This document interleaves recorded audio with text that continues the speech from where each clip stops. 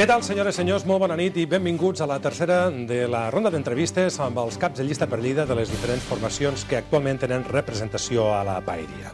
Coneixerem avui una de les cares noves d'aquesta campanya. Es tracta d'una lleidatana, mare de 4 fills, és enginyer tècnic en informàtica de gestió i llicenciada en documentació. Actualment coordina la titulació de Comunicació Audiovisual de la Universitat de Lleida. Pensa que per dedicar-se a la política s'ha de tenir garantida una estabilitat econòmica i uns valors molt clars. Senyora Ima Manso, molt bona nit i benvinguda a aquestes entrevistes aquí a Lleida Televisió. Molt bona nit a tothom. Gràcies per acompanyar-nos. Quins són aquests valors que, segons vostè, s'han de tenir clars per dedicar-se a aquest món com és la política? S'ha de tindre clar que la paraula val molt. Jo crec que aquest és un dels problemes de molts polítics, que prometen coses que després no poden complir. S'ha de saber escoltar. Jo crec que el millor polític no és el que millor parla, sinó el que millor escolta. S'ha de transmetre confiança. S'ha de ser molt treballador. I s'ha de tenir molt clars quines són les prioritats a la vida, no?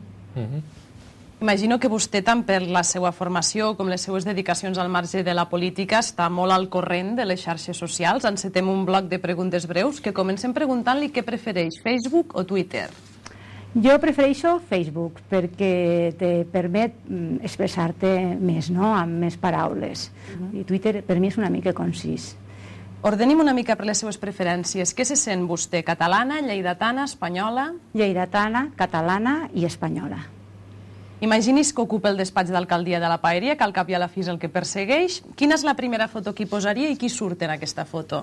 Indudablement la meva família. És que m'agradaria tindre-la tot el dia allí, amb un marc.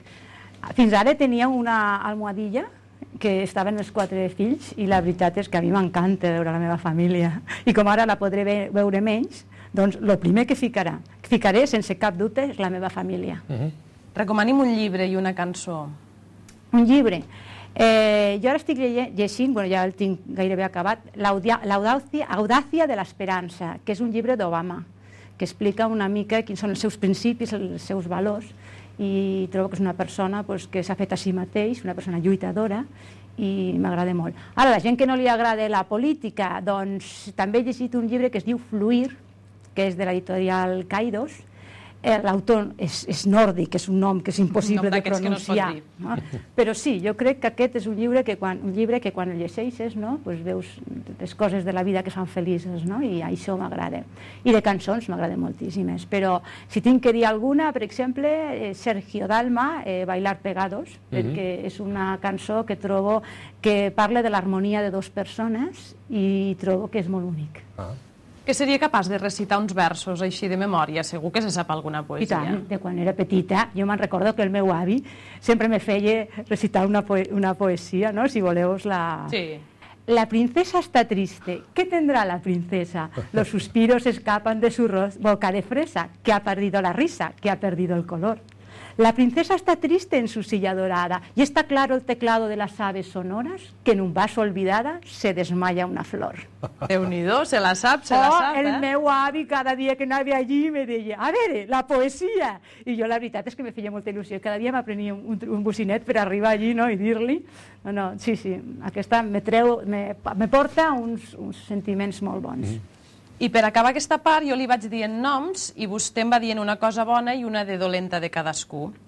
Ramon Camats. Bona, sembla que no el conec massa, però sembla que és una bona persona i trobo que és una persona didàctica quan parla, se nota que és professor. I dolenta? Que és un idealista, no té els peus a terra. Montse Vergés. Borja Vergés és que no tinc cap relació amb ella, vull dir, la trobo una persona una mica distant, però potser és perquè no tinc relació, vull dir, quan ens trobem als debats, normalment parlo amb ella, parlo molt poc i no tinc relació. Joan Ramon Zaballos. Bona, crec que és una persona dialogant, sí, una persona dialogant. I dolent, crec que és massa tímid per ser polític. Ros, el seu amic d'aquesta campanya. És una persona treballadora, per mi pot ser massa polític, vull dir, sembla ser que com que no tingués vida personal, i dolenta com manipula les dades. És que jo hi ha vegades que als debats dic, no sé què fer, si rebatir les coses que diu que són mitges veritats o dir les meves propostes, vull dir, sempre me tinc que fer aquest plantejament, no? O sigui, crec que manipula massa les dades. Molt bé, tanquem aquest bloc breu i passem a qüestions ja una mica més extenses. Vostè arriba de nou per encapçalar la llista del Partit Popular a Lleida després de 2 anys complicats dintre de la formació, tant a nivell local com també a nivell provincial, canvis a la presidència provincial, l'anterior cap de llista, Ismael Zapater, que va deixar el grup. Això s'ha acabat o encara li pot passar factura al Partit Popular? Home, jo crec que això són 4 anys que han estat allí i que no ho podem obviar, no? Però ara estem tots molt units, fem un gran equip, la veritat que tothom té moltíssima il·lusió. La María José Horcajada, que suposo que és per on van els tiros de la pregunta, que va de número 3, la veritat és que està molt il·lusionada amb mi i jo amb ella. Està treballant a la campanya com ningú i la veritat és que jo crec que traurem un bon resultat perquè la il·lusió que tenim i el que estem treballant ha de tindre els fruits. En tot cas, una cara nova, una nouvinguda, podríem dir, en aquest cas, a les llistes electorals de les eleccions, sempre parteix amb un desavantatge que és el desconeixement per part dels ciutadans. Com treballa vostè per superar aquest hàndicap? Doncs a mi, potser en el món polític me coneix poca gent, però vull dir, jo sóc una persona que porto tota la vida a Lleida i m'he mogut a molts ambients, no? Vull dir, des de les meves amigues del col·legi, als treballadors de l'agència tributària, als alumnes de la universitat, els meus amics, després, clar, la família del meu home també és de Lleida. És a dir, jo crec que coneixo bastantes persones, no?, de Lleida i moltes, a més, que no són del Partit Popular i que aquestes me diuen, escolta, Imma, si et presentes tu et votarem, i això te dona una satisfacció de veritat gran. I el que hem fet és sortir moltes vegades a la televisió, fer el que fa tothom, fer entrevistes i després molt carrer. Però clar, a mi m'agrada molt el carrer. El que més m'agrada és anar a parlar amb la gent, però clar, així no s'arriba a tothom. Jo ara espero que tindré 4 anys per parlar amb moltíssima gent i espero que a les properes ja em coneixi el 90% de la població, perquè és el que desitjo, perquè crec que és el que ha de ser. A un polític se li ha de conèixer, però no a través dels mitjans, que em sembla molt bé, sinó el cos a cos. A mi m'agrada moltíssim. Molt bé. Com se'l va plantejar el fet d'encapçalar la llista? Va acceptar ràpidament? Va tenir alguns dubtes a l'hora d'acceptar i de tirar endavant i de fer aquesta passa important? A mi sempre m'ha agradat la política. Vull dir, jo he anat 2 vegades, a més, con el José Ignacio Llorens, de número 2 al Congrés. A mi sempre m'ha agradat. El que passa és que jo tenia les criatures molt petites i ho feia una mica a temps parcial. I va arribar un moment que ja la meva filla petita va arribar a una certa edat, ja eren molt més autònoms tots, i el meu home me va dir, escolta, Imma, tu que t'agrada tant això de la política, per què no et dediques, no? Perquè ell, clar, el que vol és que jo me realitzi com persona, igual que jo vull que ell se realitzi com persona. I llavors jo vaig dir, home, si a ti no te sap greu, me va dir, no, perquè sé que és el que t'agrada i el que sempre has volgut fer. Doncs vaig anar al partit i li vaig dir a la Dolors López, li vaig dir, escolta, Dolo, sabeu que a vegades m'heu dit de fer coses, sempre us he dit que no, i ara trobo que els meus nens ja són grans i el que diem, a la vida tot és qüestió de prioritats, primer és la meva família, per damunt de tot, però ara que ja podia prescindir, li vaig dir que estava disposada a tindre més responsabilitats dintre del partit. Doncs quan m'ho va dir, jo ja sabia que quan m'havia ofert era per alguna cosa d'aquestes, no? I me va fer moltíssima il·lusió, i l'estic molt agraïda. És a dir, no es va pensar ni un moment. No, perquè jo ja, aquesta discussió ja l'havia tingut abans amb el meu marit, que és en realitat el que amb mi té que decidir. L'impulsor, vaja. Sí, l'impulsor de tot això. O sigui que, com ho va dir, vaig dir, vale, Dolo, molt bé, espera, perquè clar, jo no sabia exactament el què, jo volia llançar la política, però no sabia, i tampoc pensava que si fos tan ràpid, de jo proposar-ho al partit i de seguida, no? I vaig parlar amb el meu home i em va dir, endavant, ja t'ajudaré tot el que pugui. I fins ara. Vostè ho deia abans, María José Horcajada ha portat durant l'última legislatura per la marxa d'Ismael Zapater, per tot el que ha passat en el grup municipal, tot el pes, diguem, del grup municipal a la paeria, l'última legislatura, i es perfilava una mica com a cap de llista, com a mínim semblava el més evident. Això ha acabat d'encaixar, vostè deia, ara estem tots molt units, però una persona suposo que és difícil d'encaixar això i d'assumir que serà una altra la que ocupa el seu lloc. Són diferents projectes i diferents projectes són diferents persones. La María José va fer una tasca molt bona, però ella mai havia sigut número 1 ni cap de llista. Llavors, per amb ella també era molta responsabilitat, aunque ella tenia més coneixements de l'Ajuntament. Quan li van dir, al principi suposo que li va saber greu, però de seguida ja va dir, si me necessiteu de número 3, jo vaig de número 3, i escolta, Imma inclús me va dir, potser si hagués estat una altra persona al cap de llista no hagués acceptat, però sent tu, Imma, la veritat és que vaig molt contenta. Imma, a nivell personal, per què vol ser alcaldessa de Lleida? Perquè crec que puc aportar moltíssim. Tinc moltíssima il·lusió, tinc moltíssimes ganes de fer coses. M'agraden molt els reptes i jo crec que ajudar la gent és un dels millors reptes que una persona se pot ficar, no? I ja dic, ho faig amb molta il·lusió i crec que estic capacitada per fer-ho, a més a més. I doncs, això, simplement això, és que és molt senzill. Tinc de ganes, tinc d'il·lusió i vull fer coses. Està clar. Tots sabem que les enquestes són una mica orientatives de per on va la cosa i que l'única enquesta que val són les urnes, tot això ho sabem ja. En el cas del Partit Popular es dona una situació que de fet vostès ja semblen haver acceptat i de fet l'admeten, que és aquest vot ocult. Per què creu que la gent que vota al Partit Popular no ho diu a les enquestes, se n'amague? Bueno, jo crec que cada vegada menys, però és veritat que el Partit Popular a Catalunya ha estat una època que ha estat molt mal vist, per unes polítiques d'uns altres partits que els ha interessat dir que nosaltres anem en contra de Catalunya, per exemple, és de les coses que tothom sap que es diu, i hi ha persones que això li fa por, sobretot persones que tinguin negocis i persones que tenen diferents coses, no? Jo l'altre dia estava allí a l'estand, allí donant, i me va vindre una senyora i me va dir, escolta, Imma, diu, és que me sembles una noia molt maca, m'agrada molt, que tot el que dius, i tot aquest tema de la immigració, perquè tenia problemes amb immigrants i tal, diu, però clar, diu, com te votaré si no estimeu Catalunya? Dic, senyora, sisplau, a veure, li vaig dir, vostè pot creure que jo, una persona que ha nascut a Lleida, que la meva família és de Lleida, dic que tinc 4 fills, que el més segur és que continuen visquent a Lleida, i què més vol una mare que els seus fills? No vull el millor per Lleida. Dic, vostè pot pensar això? I me va dir, xiqueta, tens raó, m'has convençut, te votaré. Vull dir, és aquesta idea que hi ha del Partit Popular. Per això moltes persones s'amaguen, però cada vegada menys, cada vegada tenim menys vot ocult. Ara me sembla que el vot ocult passarà al PSOE, perquè hi ha moltes persones que s'amaguen de dir que van votar el senyor Zapatero, perquè estan avergonyides i no m'estranya. Molt bé, de les entrevistes que hem anat llegint i de les declaracions que hem anat també sentint en aquests últims temps, deduïm que vostè és una persona d'idees fixes. És així? Home, idees fixes. Jo tinc unes idees molt clares, uns valors als quals no renunciaré mai, però, vamos, jo sóc una persona de circumstàncies, Jo crec que no és més fort, no sobreviu el que és més fort, sinó el que millor s'adapta, no? Jo sóc una persona que sóc molt optimista, i les persones molt optimistes normalment sempre veuen el vas quasi ple i s'adapten, mig ple, i s'adapten a qualsevol circumstància. Jo crec que m'adapto molt bé. Què seria per vostè fracassar en aquestes eleccions? Home, jo crec que en aquest moment treure l'enquesta que ens dona el Segre, 2-3, seria fracassar. 4 seria un bon resultat, estaríem contents, però nosaltres lluitem pel 5è. Nosaltres volem treure, i creiem que podem treure 5 regidors, perquè és el que veiem al carrer.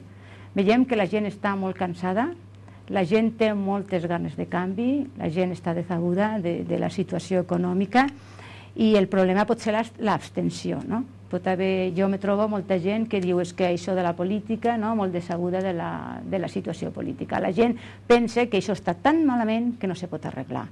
Jo a aquestes persones les diria que confiessin en nosaltres, perquè nosaltres, vull recordar, a l'època de Felipe González també hi havia un 22% d'atur. El Partit Popular, quan va arribar al govern, va fer unes polítiques econòmiques necessàries i vam crear les condicions, perquè els llocs de treball no els van crear nosaltres, sinó les condicions per crear aquests 5 milions de llocs de treball, que és el mateix que tenim ara d'atur. És a dir, a mi m'agradaria dir a la gent que està tan desesperada que tingués confiança, perquè nosaltres ho vam arreglar una vegada i ho tornarem a fer. Un dels temes dels quals se n'està parlant també en aquesta campanya, vostès també hi han incidit, és la ubicació de la mesquita del carrer del Nord. Quina seria, des del seu punt de vista, la seva ubicació ideal i de quina manera treballarien vostès per trobar el consens en un tema que no deixa de ser complex i complicat a la vegada? Nosaltres vam votar al Parlament en contra de la llei de culte. És a dir, la llei de culte obliga els ajuntaments a trobar un sòl per centres de culte. Nosaltres creiem que això és un intervencionisme per part de la Generalitat, perquè nosaltres creiem que els ajuntaments no tenen l'obligació de trobar aquest sòl pels centres de culte, sinó que l'Ajuntament, si té un terreny, ha de decidir si és millor ficar un centre de culte o per les característiques de la ciutat és millor qualsevol altre equipament. O sigui, nosaltres en principi estem en contra. Ara, si se tingués que trobar un lloc, tindria que ser un lloc clar en consens, no un polígon industrial, perquè ja sabeu que el polígon industrial està tothom en contra, estan en contra els empresaris de la zona, estan en contra els propis musulmans que diuen que no caben allí, és a dir, si volem traslladar del carrer del Nord a la mesquita allí i després allí no caben, no arreglarem res, no? Les condicions sanitàries no són bones, hi ha un informe pericial que diu que és incompatible, és a dir, allí de cap de les maneres. No se pot agafar amb un col·lectiu i ficar-lo en un puesto d'aquestes característiques que ja dic que no compleix cap requeriment necessari, no es ficaria una escola bressol, no es ficaria cap equipament de la ciutat, no? I per què amb ells sí? Jo crec que s'ha de buscar el consens i s'ha de buscar un lloc que perjudiqui al menys nombre de persones possibles. I després tampoc entenc per què ha de ser una mesquita tan gran. Vull dir, potser podríem fer-ho amb uns grups més petits, clar, un s'ha d'adaptar, el que diem, no?, a les circumstàncies. Durant aquesta campanya se'ls està acusant a nivell català de trencar una mica la cohesió social amb el que defensen vostès sobre polítiques d'immigració. Per què creu que està passant això? Com es defensaria d'aquestes crítiques? A mi m'han dit de tot. Vull dir, m'han dit xenòfoga, i jo a vegades dic, si jo soc xenòfoga, tota la població ho és, perquè a mi és el que em diu la gent pel carrer. Mireu, ara estem en un període de crisi econòmica molt dolenta. Hi ha molta gent que ha pagat molt temps els seus impostos, tant ells com els seus pares. I ara, per aquesta situació econòmica en la que ells potser estan a l'atur i necessiten que tot el que ells han aportat en aquesta societat durant tants anys, la societat o l'administració retorni, se troben que no le poden retornar. Per què? Perquè hi ha unes persones que acaben d'arribar que els passen per davant. I no els passen per davant perquè els immigrants tinguin millors condicions ni que estiguin afavorits, sinó perquè tenen salaris més baixos. A mi m'agradaria que arribés a tothom. Però què passa? Que comencem pels que tenen una situació peor i llavors què passa? Que els d'aquí ja no arriben. Això és el que diu la gent del carrer. Jo crec que hi ha dos tipus d'immigració, la que s'integra i la que porta molt temps aquí i la que acaba d'arribar. Jo crec que una persona que ha vingut aquí amb un contracte de 6 mesos i se li ha acabat el contracte de 6 mesos, aquesta persona no té cap arrelament en aquest país. I com no té cap arrelament, igual que ha vingut a aquest país a buscar feina, se pot anar a un altre país a buscar feina. I jo l'altre dia també, quan estàvem amb l'estand, perquè ja dic que jo m'agrada estar allí parlant amb la gent, se me va apropar un immigrant de color, un senyor de color, i me va dir, jo votaria al Partido Popular. I jo vaig dir, ¿tú votarías al Partido Popular? Y dice, ya, porque a mí me diuen això tot el día, ¿no?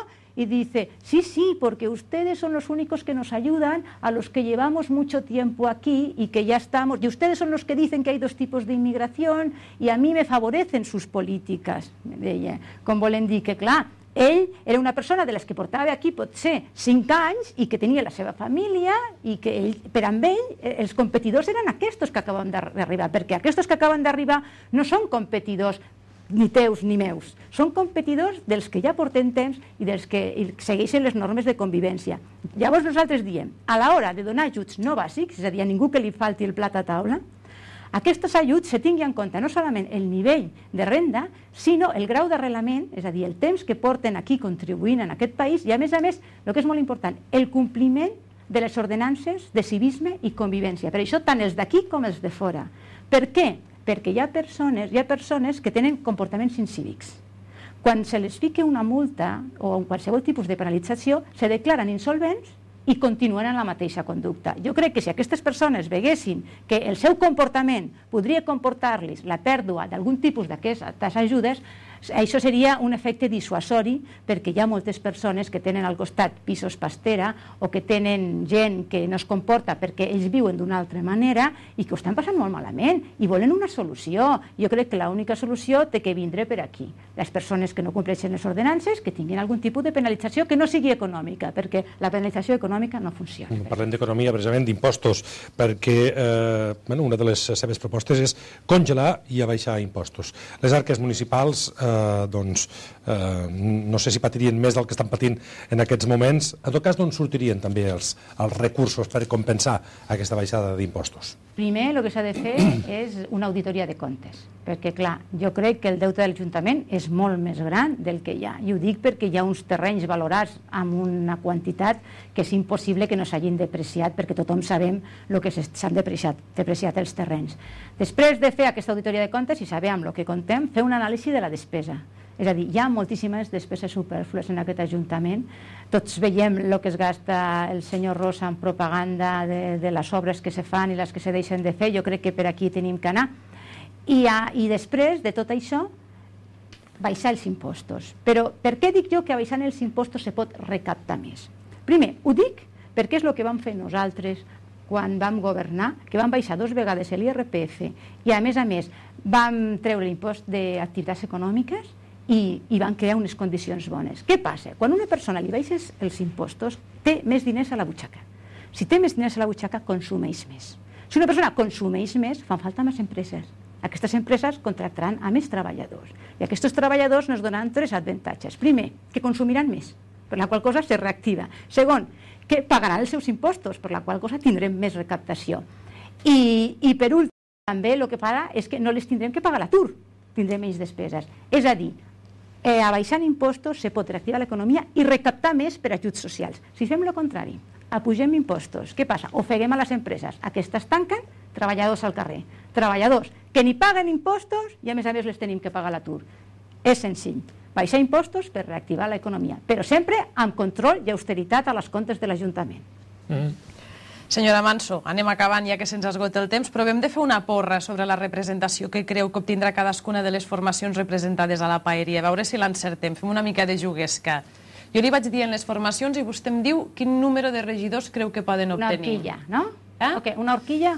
Home, si em pogués dir un número i prou, no fem com les enquestes, tantes forquilles, que al final... Digui'm un número fixe, a veure què pensa. Un aproximat. Partit dels Socialistes de Catalunya. 13. Convergència i Unió. 7. Partit Popular. 5.